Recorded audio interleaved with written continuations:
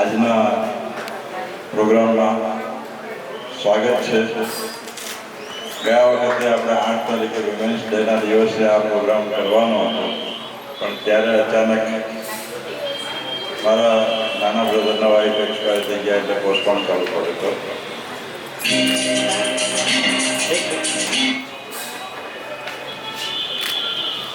આજે એકચ્યુઅલી તો આપણે જ્યારે વિમેન્સ એક્સલન્સ સેલિબ્રેશન એ નેજા હેઠળ જ આપણે પ્રોગ્રામ કર્યો છે અને આપણા ગ્રુપના જ મંદાબેન, હર્ષાબેન, વર્ષા અને હિમાક્ષીબેન આ 4 જણાને અહીંયાનો વહીવટ સોંપેલો છે કે તમને બધાને સાંજે 4 વાગ્યા સુધી બિઝી રાખે અને સાથે સાથે તમે બધા અહીંયાના ભોજનનો આનંદ માણી શકો.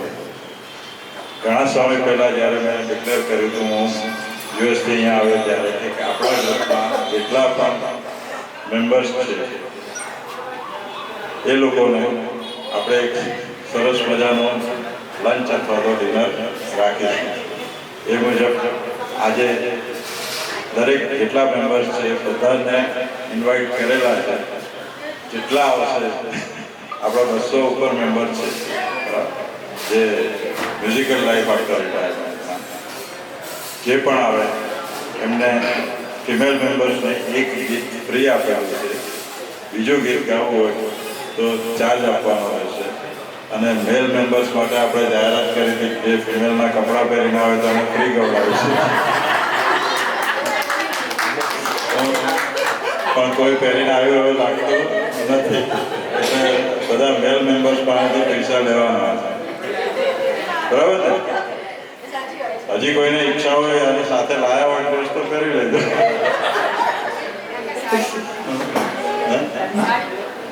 હા, સાડી પહેરવાની ના, એટલે એવી રીતે દુપટ્ટાથી લાજ કાઢે તો પૈસા તમે આપી દેજો.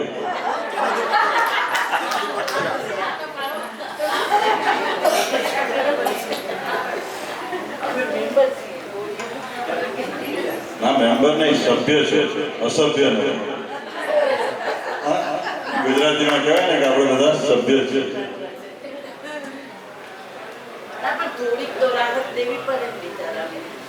વિચારા ના કેમ છે?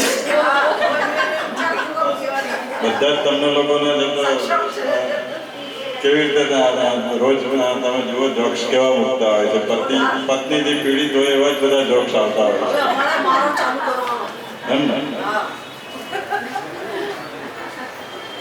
તો જેટલા બી મેમ્બરોએ ગીતો લખાવેલા હોય કે ના લખાવેલા હોય એ પણ જો એના કહેશે તો ગીત લેવામાં આવશે. એટલે ચિંતા ના કરશો. 4 વાગ્યા સુધી આપણે બધાએ એન્જોય કરવાનું છે અને થોડી વાર પછી લંચ પણ શરૂ કરશે એટલે લંચ પણ તમે સાથે સાથે લઈ શકશો. હવે અત્યારે શકુંતલાબેન તિવારી ગીત ગાય છે, પ્યાર કા ગીત હૈ.